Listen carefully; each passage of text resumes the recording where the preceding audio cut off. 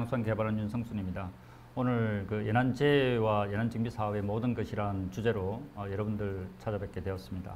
지금까지 연구원 생활을 하면서 지금 연안재해 분야에 쭉 연구를 해왔었습니다. 그 경험들을 가지고 여러분들께 가급적이면 좀 쉽고 편안하게 정보를 전달 드릴 수 있도록 그랬습니다. 제가 말씀드릴 순서는 연안재해가 어느 만큼 일어나고 있는지, 이런 그 재해에 우리가 대응하는 여러 가지 사업들이 있는데 그 중에 대표적인 것이 연안 정비 사업이라는 것이 있습니다. 그 다음으로는 향후의 발전 방향에 대해서 정보를 공유하도록 하겠습니다. 이게 지금 독일의 대보험회사에서 만든 통계 자료인데요. 보시다시피 이 점점이 찍혀 있는 저런 재해들이 여러 가지 모든 자연 재난을 다 담고 있습니다. 심지어는 화산 폭발이라든지 지진, 그리고 가뭄, 그 다음에 홍수, 여러 가지 자연 재난을 다 얘기를 하고 있는데요. 지금 한반도를 둘러싸거나 아니면 인도 쪽, 그리고 동남아시아 이쪽 지역이 점들이 상당히 밀집되어 있다라는 것은 그만큼 많은 재난이 발생하고 있다는 겁니다.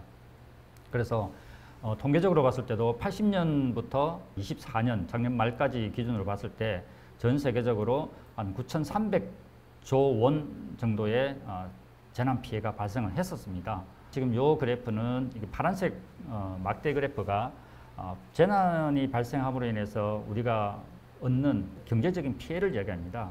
그럼 피해액은 얼마나 많은 경제적인 피해를 주느냐라고 봤을 때요.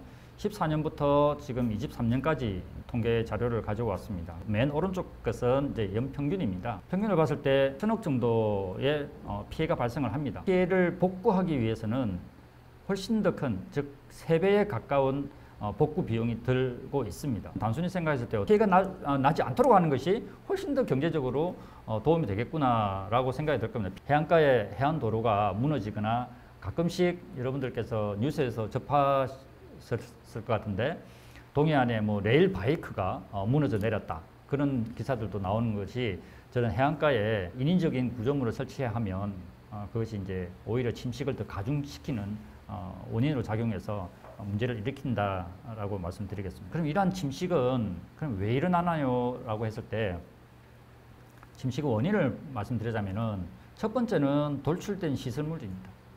자연 상태로 있던 그 해안선, 즉 지금 해안은 수천 년간 이 자연 상태에서 균형을 갖춘 모양입니다. 그런데 거기에 인간이 어항이나 도로를 건설한다거나 하면서 해안선에 변형을 주기 시작하면 해안으로 밀려오는 파도의 방향이나 크기가 달라지는 것이죠. 즉 어떤 곳은 파도의 힘이 약해지고 어떤 곳은 세집니다. 그래서 세진 곳은 깎여 나가는 것이고 파도의 에너지가 약한 곳은 쌓이는 것이죠. 즉 모래가 한 장소에서 평행하게 있다가 지금 저런 구조물을 설치함으로 인해서 이게 균형이 깨지면서 모래가 있어야 될 곳은 없어지고 없어야 될 곳은 생기는 그런 부작용이 발생을 하는 겁니다. 두 번째는 해안선 자체를 자연스럽게 놔두면 이게 왔다 갔다 하는 것이죠. 해안선을 자연적으로 이게 그 바다 쪽과 육지 쪽이 오고 가고 하는 이 통로를 도로를 만들거나 아니면 호환 블럭을 만들어서 그걸 차단시켜 버리게 되면 파도의 에너지를 즉 약하게 만들어주는 공간이 없어집니다. 세게 부딪히게 되면은 나가는 힘도 그만큼 세지는 것이죠. 그러면 세게 부딪혀서 세게 나가다 보면 그 아래에 있는 모래라든지 그 흙을 같이 쓸고 나가버리는 겁니다. 구조물 아래층이 무너져 내리는 현상이 이제 벌어지는 겁니다. 세 번째는 모래 채취입니다. 해안가 가까운 곳에 바다에서 모래를 대량으로 퍼내게 되면 해저 지형이 변동이 생기겠죠. 그러면 깎여 나간 모래, 그러니까 큰 웅덩이가 생긴다는 겁니다. 생기면 결국은 그 웅덩이를 자연적으로 메꾸기 위해서 높은 곳에서 낮은 곳으로 흘러 들어가는 이치와 똑같은 겁니다. 평형을 이루기 위해서. 그러다 보면 해안가에 있는 해안이 침식이 일어나 버리는 겁니다. 다음은 이제 침수 문제입니다. 오른쪽은 해운대 마린시티 월파가 돼서 완전히 그 도로가 물에 잠기고 지나간 차가 위험한 저런 상황까지도 발생을 하고 있습니다. 즉 바닷물이 높아져서 잠기는 경우, 그 다음에 파가 쳐서 넘치는 경우, 즉 그걸 월파라고 얘기하는데요. 이런 그 침수 문제가 어떻게 변화 양상이 있느냐라는 건데요. 즉 우리나라의 해수면 상승, 즉 기후 온난화, 그리고 그로 인해서 해수면이 올라간다. 다들 알고 계실 겁니다. 실제 조사 결과를 보면요. 즉 89년부터 23년간까지 35년간 보면 평균 해수면이 우리나라 연안에서 매년 3mm 정도씩 상승을 하고 있습니다. 이거 3mm면 별거 아니잖아 라고 생각하는데요. 근데 이게 매년 그렇다는 겁니다. 그래서 35년간 10cm 정도 상승을 했습니다. 사실 우리가 육지 위에서 10cm면 이 정도면 충분히 감내할 수 있지 않을까라고 생각을 할 수 있습니다만은 이게 해안가 거지대에서는 엄청난 영향을 줍니다. 연안 지역에서 자연재해에 대응할 수 있는 여러 몇 가지 사업들이 있는 것 중에 대표적인 연안정비 사업은 지금 해운대 해수욕장의 사례를 가져왔는데요. 보시는 것처럼 지금 연두색으로 보이는 것이 1947년도 해안선입니다. 웨스틴 조선 호텔 있는 동백섬 쪽에 있는 해안선이 많이 깎여 나간 것을 볼 수가 있습니다.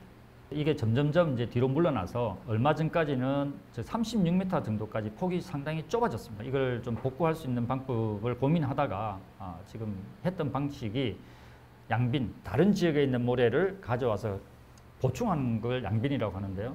양빈을 모래가 다시 또 쓸려 나가면 안 되니까 유실을 방지하는 구조물을 설치하는 방식을 선택을 한 겁니다. 지금 아래 그림에서 보시는 것처럼 지금 사업 이전에 파란색 정도의 해빈 폭이 사업 이후에 지금 오렌지색 정도의 70m 정도 폭까지 확장이 되어 있는 상태입니다. 어떤 사업을 했느냐? 투과성 잠재라고 적혀 있는데요.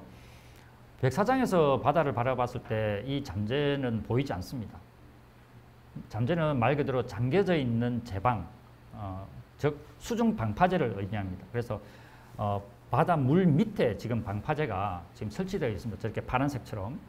그래서 두 개 양쪽에 방파제가 있고요. 이 방파제는 파도가 세게 밀려오는 것도 막지만은 이 모래가 다시 바다로 쓸려 나가는 것을 막아줍니다.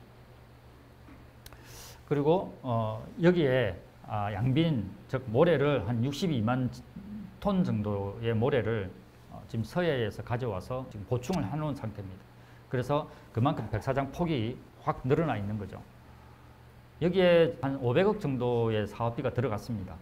저희들이 분석한 경제적인 효과는 한 5년간 총 편익이 한 1,850억 정도의 가치가 있다라고 봅니다. 그래서 어떻게 보면 성공한 사업인 것이죠. 영국의 경우에는 우리가 영국의 제도에서 좀 관심 있게 보는 것은 이 해안선 관리 계획을 수립을 해서 시행을 한다라는 겁니다.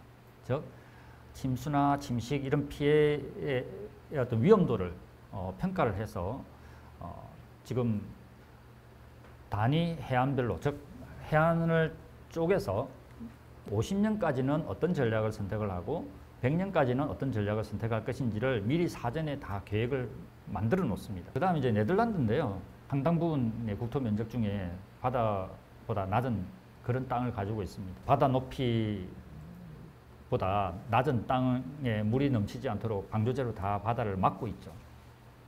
그만큼 이제 저지대가 많이 분포되어 있는 곳인데요. 동적 보존, 즉 지금 쉽게 말하면 지금 해안선이라는 것을 네덜란드는 지금 고정되어 있지 않다고 생각을 하는 겁니다. 그리고 계속 좁아지는, 짧아지는, 즉 해안이 뒤로 물러나는 해안에 있어서는 그것을 충분히 받아들이는 거죠. 거기에 맞춰서 관리의 목표를 정하는 겁니다. 프랑스 상습적으로, 즉 재해가 자주 발생하는 그리고 위험한 그런 지역의 연안 지역 토지를 국가가 매수하는 사업입니다. 이것을 프랑스는 75년부터 지금까지 계속 해오고 있다는 겁니다. 그리고 어느 땅을 매수를 할 것인지를 평가를 하고, 그리고 그 땅을 언제까지 어떤 절차와 단계를 거쳐서 매수를 할 것인지를 계획을 다 수립을 합니다. 그래서 거기에 맞춰서 계속 지금 매수를 하고 있고요. 우리나라의 북매미 때문에 지금 그림에서 보시는 것처럼 해안가의 마을이 완전히 그냥 폐허가 된 수준으로 많이 피해를 많이 입었습니다. 전통적인 방식으로 생각했을 때는 이 앞에 방파제를 넣어서 다음 태풍이 오더라도 막을 수 있는 규모의 방파제를 설치해서 사람들은 무너진 그 자리에 똑같은 집을 새로 지었을 겁니다. 지금 해수면 상승, 조위 상승, 그리고 태풍의 강도가 세진다, 뭐 이런 기타 등의 위험성은 자꾸 높아지는데 그러면 언제까지 막을 수 있겠냐는 겁니다. 좀 더 안전한 곳으로 아예 이주를 해버리는 것이 더 효과적인 방법이다라고 해서 위험한 지역에서 뒤쪽으로 옮기고 이주 단지를 만들어서 주택가들은 다 옮겼습니다. 그리고 앞부분은 지금 비워놓는 거죠. 과거에 피해가 발생했던 그 지역은 소공원으로 만들었습니다. 단순히 경제적으로만 비용적인 측면에서만 보면 구조물을 설치했을 때 한 137억 원 정도의 방파제 설치 비용이 들어간다고 합니다. 이전하는 데 들어간 돈이 106억 원 들어갔습니다. 단순 비교를 해도 사실은 이게 지금 이주 방식이 훨씬 더 유리했죠. 근데 여기에는 이주함으로 인해서 관광객, 방문객도 많아지고 마을도 깨끗하게 정비가 되고 그럼으로 인해서 동네 자체가 활성화되고 집가도 상당히 올라갔다라는 겁니다. 이런 부분들은 사실 지금 이익으로 넣지 않아도 단순 비교만 해도 사실은 구조물 설치하는 비용보다는 저렴하게 대응을 했다라는 것이고요. 사실 이런 방식이 모든 곳에 다 적용될 수는 없습니다.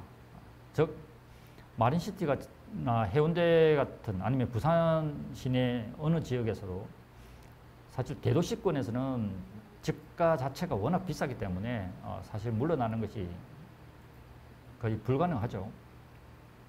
제가 지금 쭉 말씀드렸던 토지 매수 사업에 대한 지금 연구 보고서를 만들었던 것입니다. 보시면 재미있게 이해를 할 수 있지 않을까 생각이 됩니다. 많이 도움이 됐으면 좋겠습니다.